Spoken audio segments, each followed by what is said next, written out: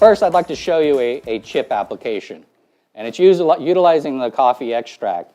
And what I tried to do is create somewhat of a barbecue without actually being barbecue. The application of the coffee extract will give you the depth, it'll give you the smoke, and give you that bitter, almost acidic note to the chip. So a coffee chip. This starts out with just some sugar or salt. Yeah, we'll go about that much. And then a little bit of sugar. Now you noticed I'm using extra fine salt and I'm using extra fine sugar because this is going to go on a chip application. It's a seasoning, so if I wanted to put it on a substrate like a chicken or beef or pork, I can go with a bigger granulation, but because it's a chip, I have to think through that. And again, it's taking something that's ordinary and transforming it. So the seasoning, you probably didn't think from a Carolina perspective, okay, you're thinking barbecue, but you're thinking sauce. I thought Carolina, and I thought, okay, sauce transformed into what? After that, I'm going to add some garlic.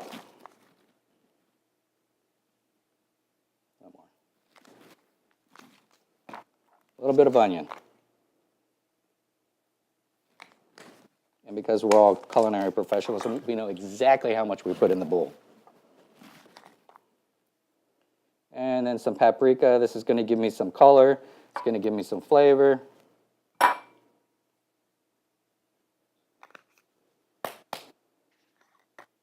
Then I'm going to mix this up, and then I'm going to add some of the extract. Now, like I said before, this is a very concentrated extract, so I don't need to put a lot in there.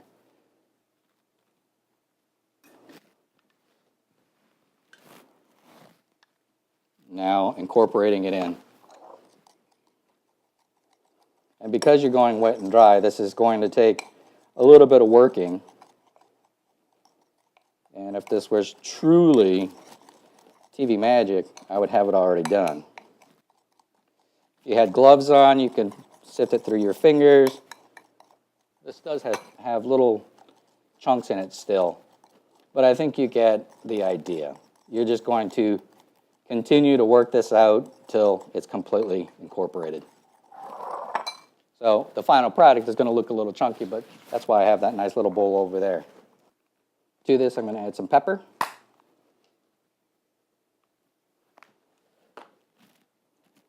I'm going to add a little bit of coriander.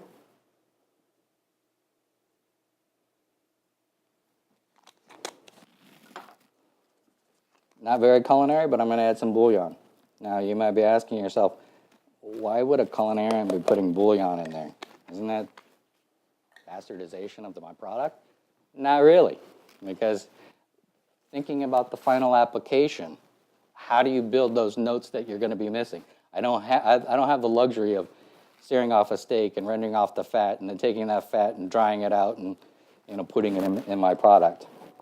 A little bit of mustard.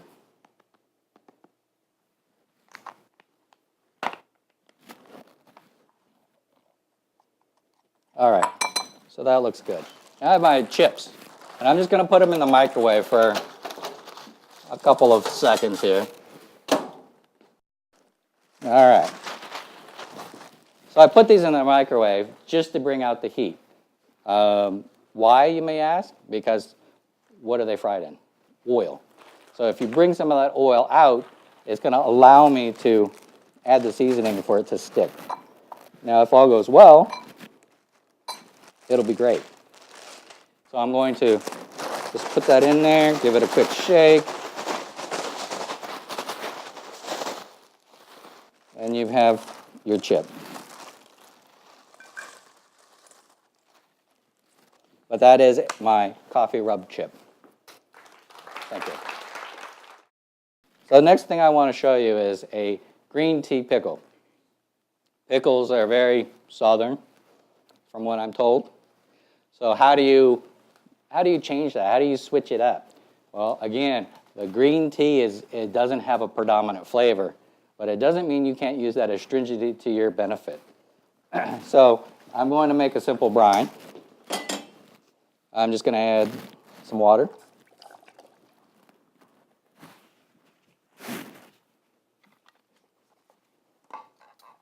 green tea extract.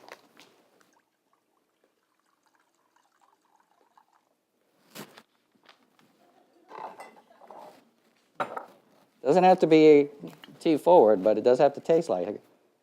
Some red wine, apple cider vinegar. And then to round out the acidic flavors, I'm going to add some white balsamic. Now, I could add just regular balsamic, but it's going to change the color of my brine.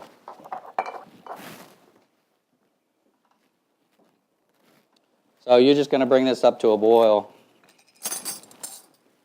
And like any brine, it's tough. It's tough to find the balance on this because when you taste it, it's not very palatable. For this particular demo, I added a little bit too much apple cider, so I'm going to add some more green tea. To this, I'm going to add some mustard seed. I like a lot of mustard seed. To balance out some of that acidity, I'm just going to add some sugar.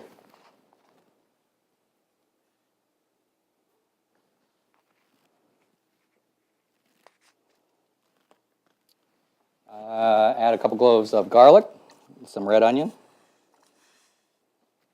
Bring this to a boil. And for good measure, I don't have whole peppercorn, but I'm just going to add some pepper.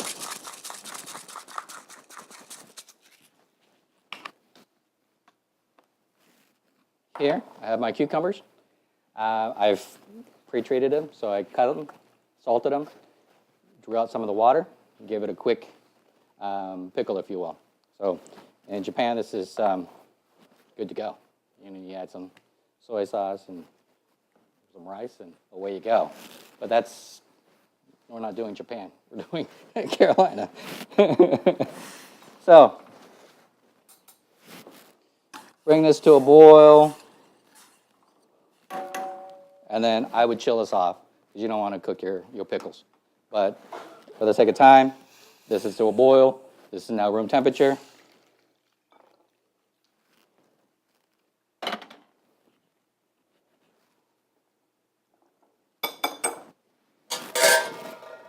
Green tea pickles. This one is a very simple and easy to execute drink. I call it a Cassara tea. Now, if anybody knows anything about Cassara, Cassara is the berry of the coffee. So you have the coffee bean, but you have that pulp and the skin that's on the outside. When producing coffee, you extract the bean from the berry, and essentially the berry is waste product. There's some countries that take that product and they dry it out, and they use it as a tea. And a tea is a loose term. It's actually called a tisane because it's not really a tea. It doesn't come from a leaf. But if you try Cassara tea, it's very unique. Depending on where it comes from, I tried some from Vietnam that made me want to puke. It was really, really bad. It was very leathery and farmy. But there's other Cassara teas that are fruity with a slight age to them, almost like a nice bourbon, if you will. So you get a little bit of leather, a little bit of age, a little bit of oakiness to it, but a fruitiness. Almost like a hibiscus, almost like a cherry. So this gave me some inspiration to create a Cassara-like tea. So I am using the coffee extract again, and I'm going to use just a little bit because I don't want this to be coffee forward. It just needs some of those ashy, darker notes to come.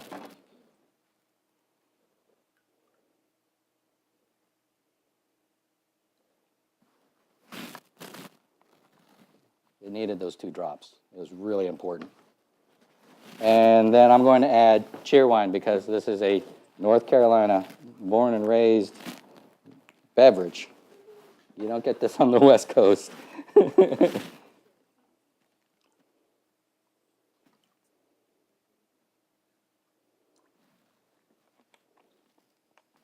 And then again, you bring it up. Now, I'm going to add a little bit of simple syrup. Now, you're saying this already has sugar in it. Why would I add more?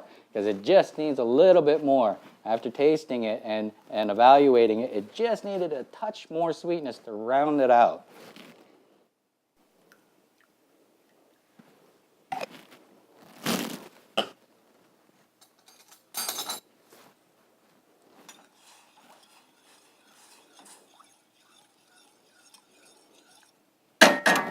All right, I'd say that's hot enough.